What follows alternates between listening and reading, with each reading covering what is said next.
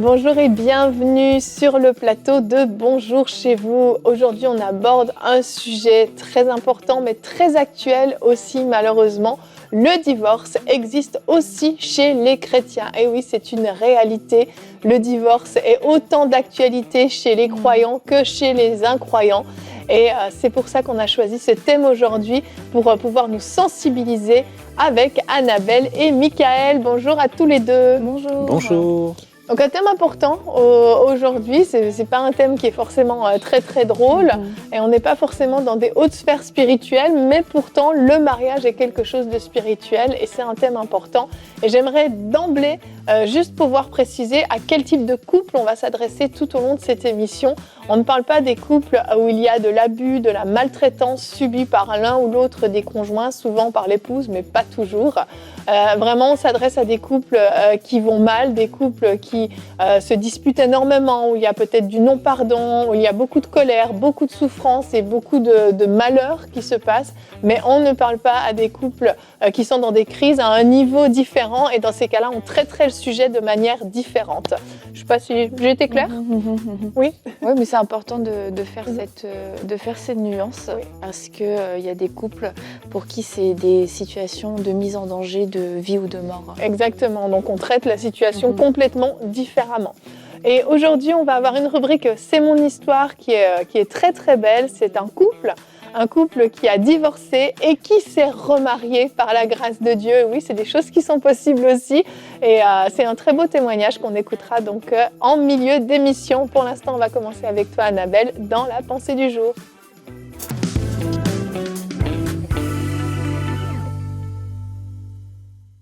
En effet, le mariage, c'est l'idée de Dieu et ce que Dieu crée, il le crée pour la vie, il le crée dans la joie, dans la paix, pour que ce soit une source de bonheur. Ça ne veut pas dire que c'est toujours facile, mais en tout cas, il ne crée pas les choses pour pouvoir les détruire par la suite.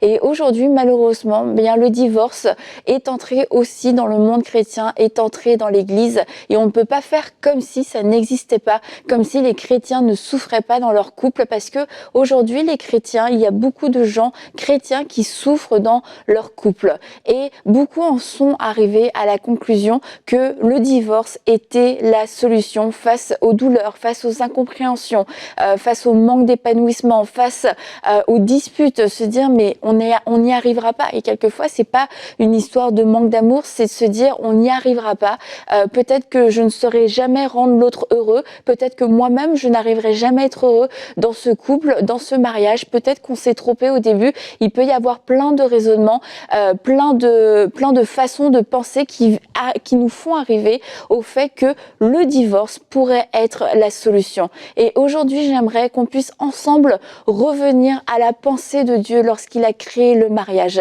Ce que lui, il a pensé, parce que la pensée de Dieu n'a pas changé. Le monde change, la société évolue, les philosophies évoluent, etc. Mais Dieu ne change pas et Dieu n'a pas changé d'avis pour le mariage. Alors, on va lire ensemble dans Marc 10, mais au commencement de la création, Dieu a fait l'homme et la femme, et c'est pourquoi l'homme quittera son père et sa mère et s'attachera à sa femme, et les deux ne feront qu'un.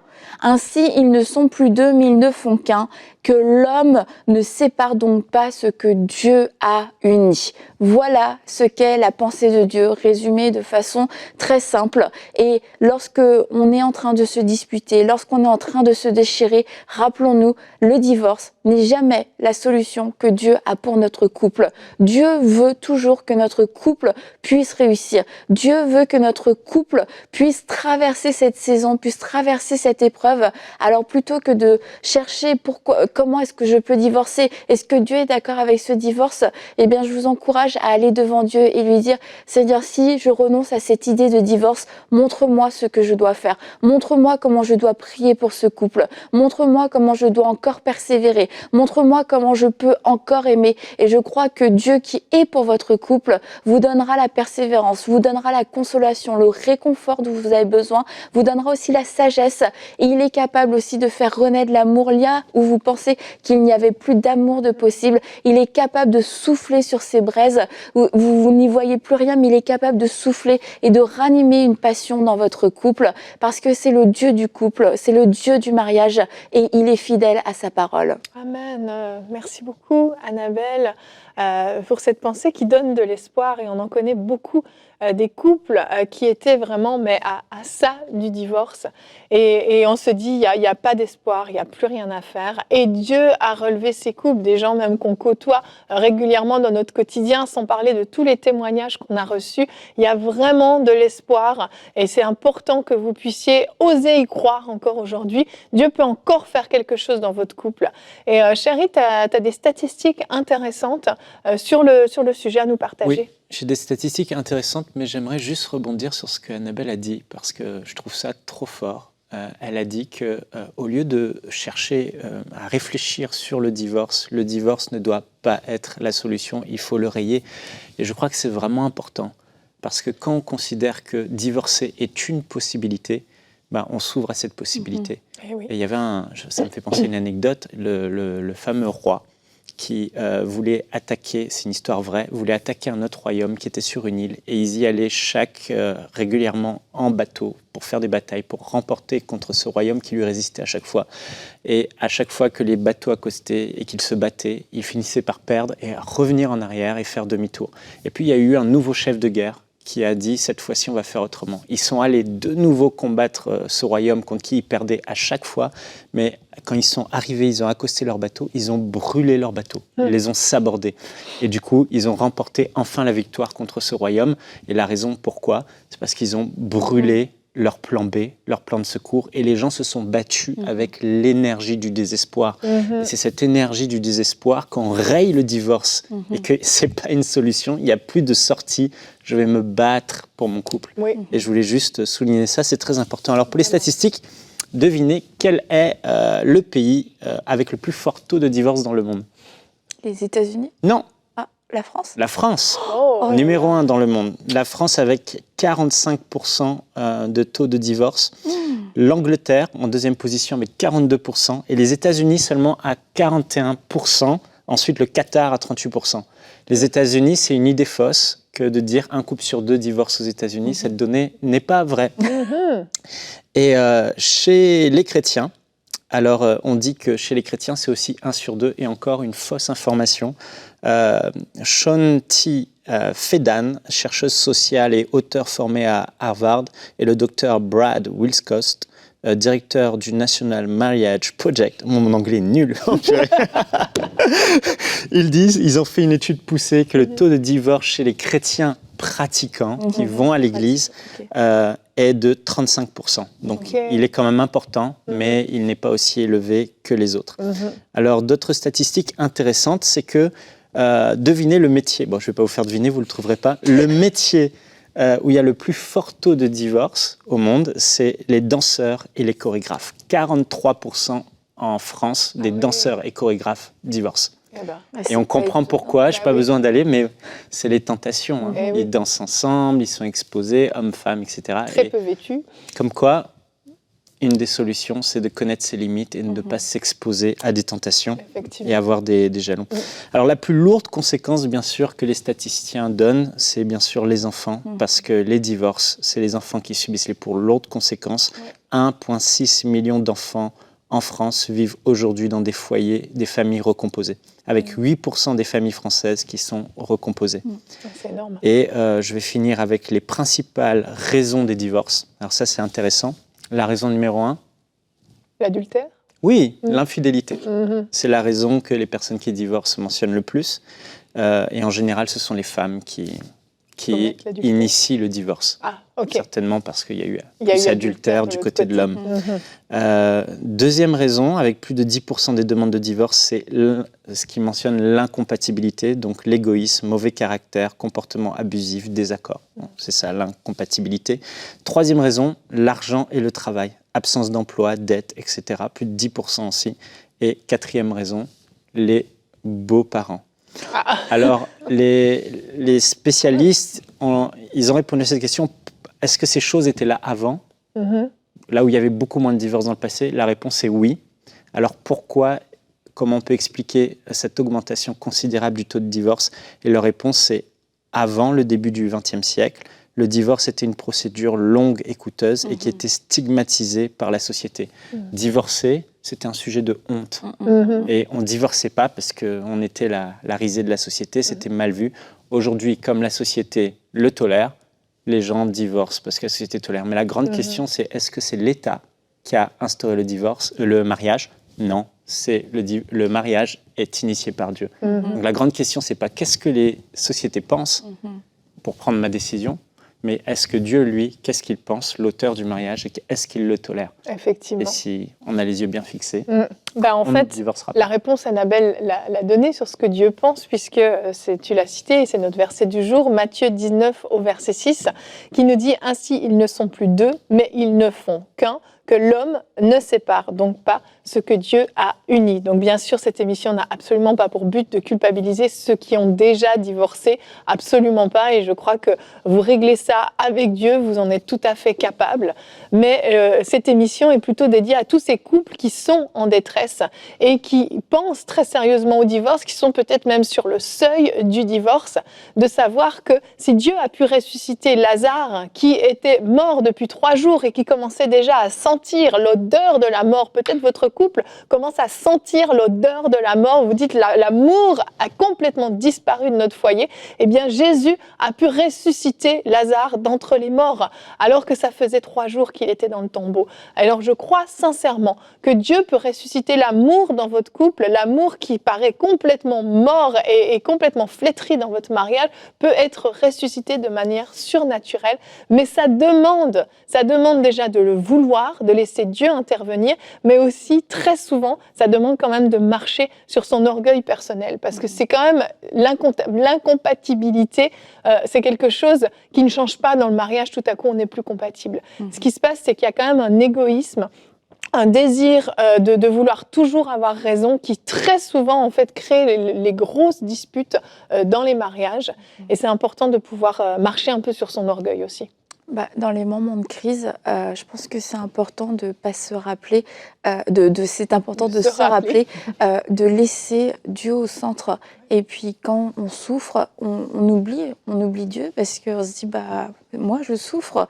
On considère pas trop la souffrance de l'autre, mais on a du mal à considérer la souffrance de Dieu, parce que on est en train de s'éloigner de son plan, parce qu'on ne le considère plus, parce que on a des prières qui sont complètement détournées. Et j'aimerais vous inviter à revenir à cette sainte crainte de Dieu, de se dire: en fait, je cherche à faire ce qui toi t'honore, ce qui toi te plaît, et qu'est-ce qui va te plaire. Et si c'est Dieu qui vous parle, ce sera déjà beaucoup plus sûrement facile à accepter que quand c'est l'autre qui nous dit quelque chose, que quand c'est Michael, Yveline ou Annabelle, mais que Dieu puisse vous parler et vous dire qu'est-ce que lui pense de cette situation. Et la crainte de Dieu va nous permettre à nous, quelquefois, de supporter encore un peu plus, d'être patient, de nous humilier, de pardonner. Et la crainte de Dieu aussi dans d'autres situations va nous permettre de ne pas utiliser la liberté qu'on a. Ah oui, on ne peut pas divorcer, du coup je te maltraite, je te parle n'importe comment, parce qu'on ne divorcera pas. Et de ne pas utiliser cette liberté comme un prétexte pour pécher et pour faire le mal. Et je crois que c'est important dans nos couples aujourd'hui de réinstaurer la crainte de Dieu, et que ce soit quelque chose qui nous accompagne tous les jours de notre vie. Avoir cette sainte crainte de Dieu dans mon mariage, c'est ce qui va me préserver de l'adultère, c'est ce qui va me préserver des tentations, c'est ce qui va me préserver de l'orgueil, c'est ce qui va me préserver des disputes, de la colère, etc. Parce que avant de voir l'autre en face de moi, je vais considérer Dieu et je vais me dire: ah non, ça je peux pas me le permettre en fait. Amen, amen. Donc on va prendre maintenant un instant pour regarder ce très très beau témoignage de ce couple qui a été complètement restauré dans la rubrique « C'est mon histoire ».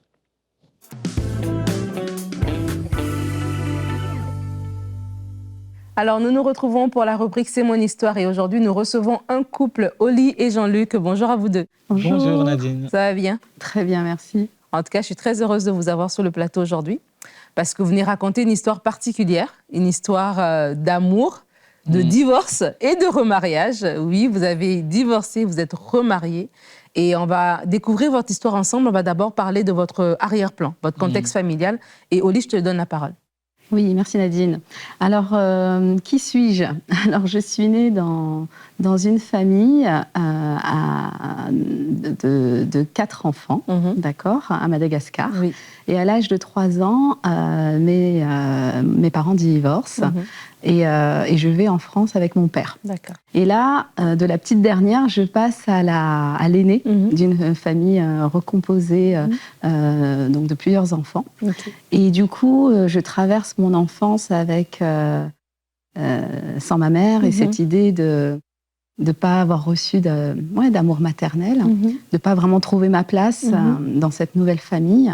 Et c'est vrai que voilà, j'ai eu quelques petites difficultés dans l'enfance qui m'ont un peu poursuivie jusqu'à l'âge adulte. Et c'est là que je rencontre Jean-Luc. Oui.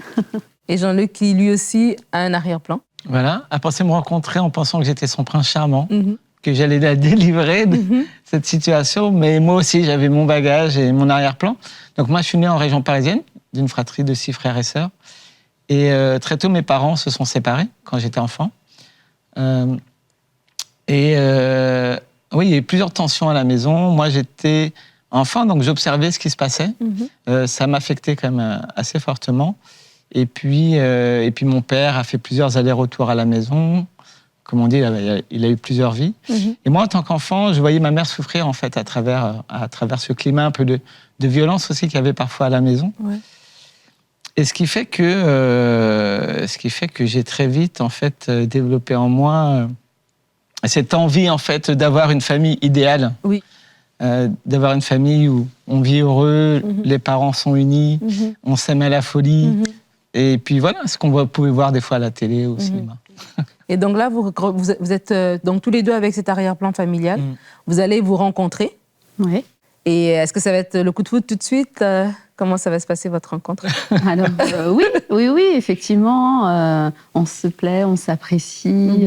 Moi, Jean-Luc, je le vois, il m'inspire vraiment. Il a l'air de savoir ce qu'il veut.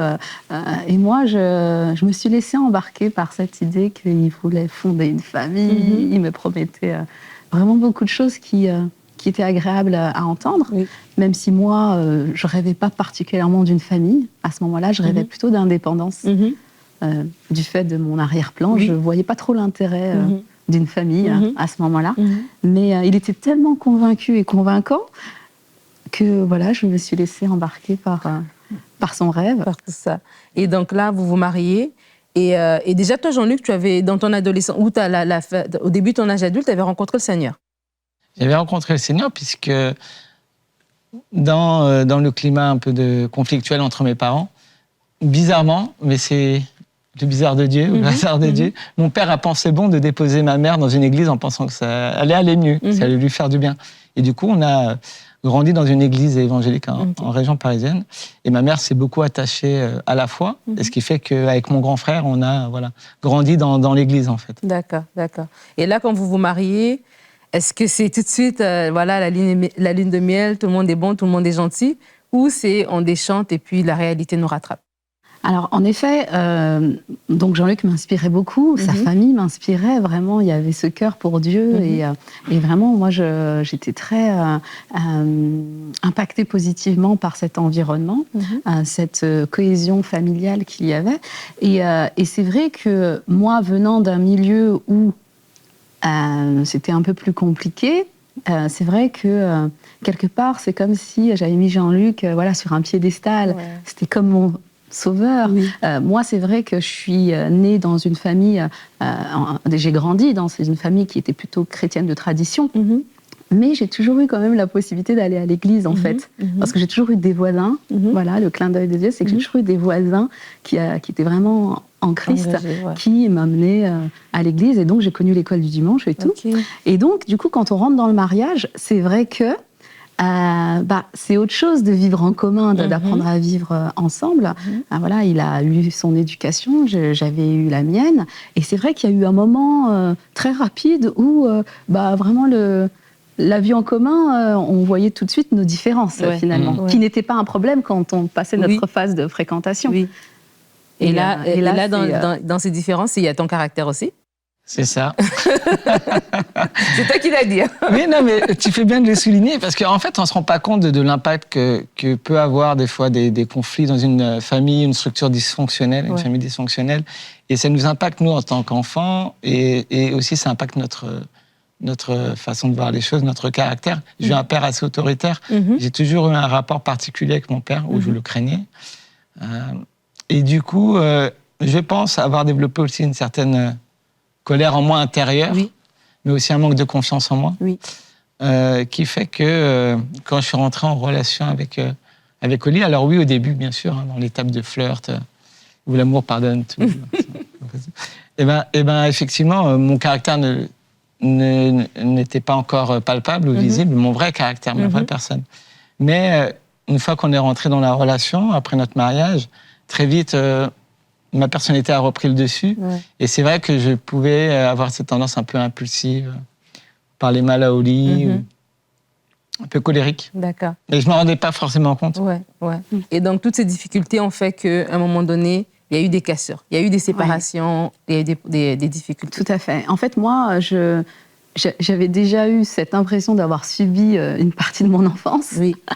Voilà, moi j'ai toujours été une enfant plutôt docile, qui cherche pas le conflit et qui veut faire plaisir. Et du coup, il s'avère que mon style à moi a fait que, j'ai eu quelques abus déjà quand j'étais enfant. Donc du coup, Jean-Luc, dans notre phase de fréquentation, je me dis, waouh, le gars, il va à l'église, sa famille, elle est super soudée et tout. Et là, on rentre dans le mariage et je me rends compte qu'il y a une petite différence, en fait, entre ce que je pensais et ce qu'il y avait. Et c'est vrai que très rapidement, en fait, j'ai pas supporté. J'ai pas supporté. J'avais pas forcément les mots pour m'affirmer à ce moment-là, mais c'est vrai que les réflexes que j'avais pris, en fait, c'était de partir. Je ne voulais plus subir, en fait. Et donc, je me suis dit, je ne me marie pas, en fait, pour subir. Et donc, c'est pour ça que dans notre mariage, en fait, il y a eu plusieurs épisodes de séparation, jusqu'au divorce. Jusqu'au divorce. Et toi, Jean-Luc, comment tu vivais ça, ces différentes séparations? Alors, en fait, juste pour revenir un petit peu juste avant, moi, je te disais que j'avais idéalisé le mariage, et pour moi, c'était comme une quête, en fait, de vivre cette vie que je n'avais pas vécue en tant qu'enfant. Et donc, une fois que je m'étais marié avec Oli, j'avais atteint mon objectif. Et quand tu as atteint ton objectif, là, tu te relâches, et puis tu pars en quête d'autres choses. Mais c'est là où les problèmes ont commencé, finalement. En fait, c'était assez difficile à vivre. L'ascenseur émotionnel, j'ai dit à Dieu merci, et je l'ai expérimenté. Parce que de 2001, notre année de mariage, jusqu'en 2009, on s'est séparés 4 fois. Et séparation, c'est-à-dire que Oli prend ses affaires, ses bagages, quitte la maison, reprend son appartement. Et on a eu 2 enfants entre-temps, donc c'était aussi assez difficile à vivre. Mais quelque part, 6 mois après, on se retrouvait. Séparation, on se retrouve. Séparation, on se retrouve. Séparation, on se retrouve. Séparation, on se retrouve. Je l'ai dit 4 fois, parce qu'on s'est séparés 4 fois. Mais parce que vous vous aimiez. Oui, vous vous aimiez. La réalité, c'est qu'il y avait de l'amour. J'aimais Jean-Luc, j'aimais moins. Voilà la façon. C'était la gestion, en fait. Dont il gérait, en fait, notre communication. En fait, c'était de ça dont il s'agissait. Parce que c'est vrai que même moi, je me questionnais pourquoi à chaque fois je reviens. Si finalement. Donc, c'était pas vraiment le sujet, c'était pas le fait de pas s'aimer. C'est que je n'aimais pas la façon dont on communiquait. C'est ça. Et là, donc là, vous avez ces séparations multiples. Tu dis, il y a ascenseur émotionnel. Dans tout ça, il y a Dieu. Comment tu fais appel à Dieu? Comment tu cries à Dieu? Tu me parlais d'un épisode où tu es dans ta voiture et tu pleures. C'est ça. Et tu vois, rien qu'en t'en reparlant, je me remets un peu dans la scène. Il y a des émotions qui reviennent.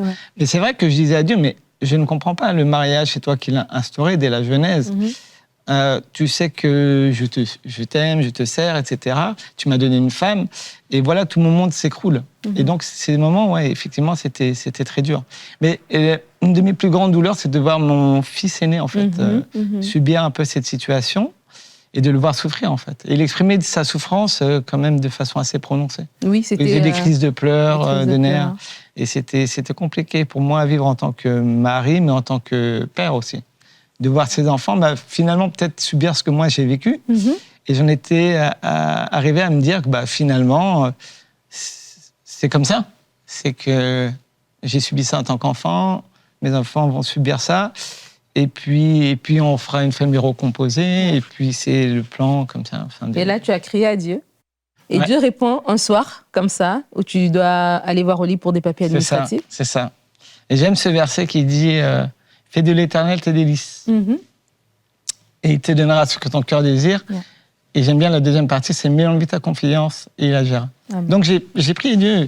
Mais à un moment donné, j'avais baissé les armes. J'ai dit Dieu, si ta volonté soit faite, si je dois rester au lit, ça se fera. Sinon. Et donc un soir, je passe voir au lit pour des. Donc là, on avait divorcé en 2009, en octobre 2009, on a divorcé. Ça datait de 15 jours Voilà, après. 15 jours voir. après, le divorce est Voilà. finalisé. Voilà. C'est ça. Et donc je passe voir au lit pour des démarches administratives, en fait, par rapport aux enfants, notamment. Et puis, Oli, je te laisse. Ouais, et en fait, à ce moment-là, donc c'est 15 jours après le divorce, moi, je suis au bout de ma vie. Oui. Je pense que j'ai vécu comme une certaine dépression après le divorce. Oui. Alors qu'avant ça, Dieu m'avait laissé tranquille, il m'avait laissé faire toutes mes démarches, parce que j'avais une pseudo-paix avant le divorce, en fait. Mais dès que ça a été prononcé, en fait, il y a eu comme un échange d'émotions entre Jean-Luc et moi. Parce qu'avant le divorce, Jean-Luc, il était vraiment dépité, triste, tout ça. Et moi, je n'avais plus d'émotions, j'avais plus de larmes qui sortaient. Je me souviens d'une fois où Jean-Luc ramène le pasteur à la maison avant le divorce pour essayer d'arranger la situation, forcément, parce qu'on est quand même accompagnés. Et là, en fait, Jean-Luc pleure devant le pasteur et moi, je suis... cette idée j'avais le cœur endurci, vraiment, en fait. Ouais. Et quand il vient... à l'improviste, 15 jours après le divorce, moi j'évite de le croiser parce que je vois ce que je ressens et je ne comprends pas pourquoi j'ai l'impression de m'être trompée ou en tout cas je sens dans mon cœur que je ne suis pas alignée en fait avec ce que Dieu veut et ce qui se passe. Mais l'orgueil forcément est là et je ne voulais pas le voir. Et donc il vient à l'improviste me faire signer des papiers administratifs, c'est l'heure du dîner. Moi, mes émotions, elles sont quand même... vraiment, elles sont à l'intérieur, mais elles sont prêtes à être relâchées. Les larmes que j'avais laissées de côté, là, elles étaient prêtes à bien descendre. Et en fait, j'étais un peu paniquée parce que mon fils demande, est-ce que papa, il peut rester manger ? Moi, je n'ai pas l'énergie pour argumenter. Je fais OK, il peut rester manger. Ensuite, c'est l'heure de se coucher. J'appréhende que mon fils fasse une petite crise à l'idée que son père n'allait pas rester. Mais il va se coucher tranquillement. Avec son petit frère Ethan, ils vont se coucher tranquillement. Ils disent rien. Comme si de rien. Ensuite, j'attends que Jean-Luc parte. Il prend quelques petites habitudes. C'est l'heure du journal télé. Il s'assoit, il fait, si ça ne te dérange pas, je regarde le journal télé. Je fais oui, vas-y. Et je vais faire ma vaisselle. Et là, pendant que je fais ma vaisselle, je commence à pleurer. Je suis dos à lui, donc il ne me voit pas. Mais là, en fait, les vannes, elles tombent. Je n'arrive plus à m'arrêter. Et là, j'espère qu'il parte sans rien demander. Et au moment de partir, il a l'impression qu'elle dure un peu longtemps, ma vaisselle. Et il me dit, j'y vais. Au revoir. Alors je fais... Et puis à un moment donné, il voit qu'il y a quelque chose qui ne va pas. Et puis finalement, je me retourne. Et puis là, il voit que je pleure. Et je pleure encore plus parce qu'il me voit pleurer. Et puis du coup, il se met à pleurer. Et puis du coup, on se met à pleurer ensemble. Les hommes peuvent pleurer. Carrément. Vous avez pleuré et c'était... Et là, en fait, à partir de là, on s'est dit, si on pleure encore pour notre histoire, c'est que c'est pas fini, en fait. Et là, c'est là que vraiment, il s'est passé ce moment de restauration vraiment miraculeux. Parce que moi, j'avais quand même encore mon petit ego. Lui, je pense pas qu'il y croyait plus, mais bon, voilà. J'avais toujours un petit espoir au fond de mon cœur, tu vois, mais Dieu m'a montré que c'est le Dieu de l'impossible. Et c'est pas parce que l'homme ou la décision dit que c'est fini que l'histoire est finie, en fait. Mais t'avais lâché prise quand même. Ouais, j'avais lâché prise, mais en même temps, pendant toute cette expérience que j'ai vécue, nos différentes séparations, je suis passé aussi par beaucoup de sentiments de haine, de colère, d'amertume que j'ai développé envers Oli, tu vois, de nous faire subir ça. Et puis là, tout est tombé. Ce soir-là, tout est tombé. Et on a prié ensemble, on s'est demandé pardon, on a demandé pardon à Dieu. pas plus. En fait, on n'est pas resté sur de longs discours. Ouais. Et là, à partir de là, en fait, on savait que notre histoire n'était pas finie tant que Dieu n'avait pas dit stop. Et Dieu n'avait absolument pas dit stop. Non, il n'a pas dit stop. Et depuis, voilà, nous voici. Et entre-temps, on a eu 2 autres enfants. Donc, une famille, donc une belle famille de 4. On va C'est voir les photos. Une belle famille de 4 enfants. Et là, aujourd'hui, à travers votre histoire aussi, vous encouragez d'autres couples. Et vraiment, moi, je veux vous remercier. Comme je vous disais avant le début de l'émission, c'est un témoignage qui est fort parce que tellement de couples chrétiens vivent des difficultés et ne savent pas vers qui se tourner, où la honte et l'amertume, la colère, l'ego, tout ça vient les fragiliser. L'ennemi est là pour diviser. Donc, vraiment, merci d'avoir pris votre courage de nous partager cette histoire de votre vie qui, je crois, va encourager tellement de personnes. Merci beaucoup. Avec plaisir, Nadine. Merci beaucoup, Nadine, pour ton invitation. Oh, vraiment un beau témoignage. Merci Seigneur qui a restauré ce couple. Bien sûr, ils se sont remariés, ils ne l'ont pas dit, mais c'était le titre. Vous l'aurez bien compris.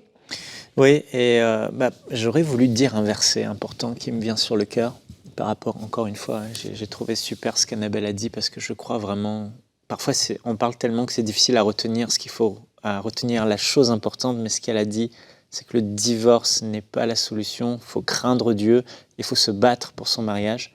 Et je veux vous encourager, je sais que ce n'est pas facile, mais honorer le mariage, c'est honorer celui qui l'a institué. Honorer le mariage, c'est honorer Dieu. Choisir de ne pas divorcer, c'est craindre Dieu, c'est marcher dans la crainte de Dieu. Et Dieu, la Bible dit clairement, sauf pour cas d'infidélité, le divorce est un péché. Et c'est un péché. Si on craint Dieu, on ne veut pas pécher. C'est la raison pour laquelle Christ est mort pour nous, pour pardonner nos péchés. Et j'aimerais vous donner ce verset, Hébreux au chapitre 12, je vais lire dans la version Summer. « Vous n'avez pas encore résisté au péché jusqu'à la mort dans votre lutte contre le péché. Vous n'avez pas résisté jusqu'à la mort. » La version Second 21 dit « Vous n'avez pas encore résisté jusqu'au sang dans votre combat pour le péché. » Et j'aimerais encourager quelqu'un, tu es tenté à divorcer, mais c'est un péché. Résiste jusqu'au bout face au péché pour honorer ton Dieu, craindre Dieu et bats-toi pour ton couple, les choses vont changer. Amen, amen. En tout cas, merci à tous les deux pour cette émission qui, j'espère, vous a redonné de l'espoir. Et je veux finir avec une mini-parenthèse. Si Dieu ne veut pas que vous divorciez, il veut que vous restiez mariés, mais il veut que vous soyez heureux. Donc, pas malheureux, mariés, mais heureux et mariés. C'est le plan de Dieu et c'est ce qu'il peut accomplir dans votre couple. Il y aurait tellement de choses à dire encore sur ce sujet, mais on en a parlé dans d'autres émissions. Si vous êtes dans cette situation, vous pouvez faire des recherches sur le site emcitv.com. Il y a de beaux témoignages également, celui de Jessica et Sylvain qui nous ont raconté comment Dieu a restauré leur couple, qu'on vous recommande dans la rubrique C'est mon histoire. En tout cas, il y aurait beaucoup de choses à dire, mais que Dieu vous fortifie et ne lâchez pas et faites confiance à Dieu, il peut restaurer votre couple. Allez, bon week-end et bonjour chez vous.